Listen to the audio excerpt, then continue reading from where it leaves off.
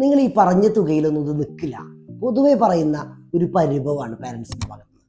അപ്പോൾ ഏതൊരു കോഴ്സാണെങ്കിലും വിദേശത്ത് പോകുന്ന സമയത്ത് അവർ ബജറ്റൊക്കെ കാൽക്കുലേറ്റ് ചെയ്തിട്ടുണ്ടാവും. ആ പറഞ്ഞ തുകയിലൊന്നും ഇത് നിൽക്കില്ല എന്നുള്ളത്.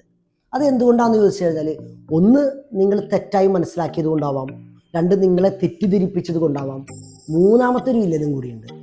അതെന്താണെന്ന് ചോദിച്ചു കഴിഞ്ഞാൽ, ഈ ഡോളറിൻ്റെ ഫ്ലക്ച്വേഷൻസും വലിയ ഒരു മാറ്റങ്ങൾ വരാറുണ്ട്.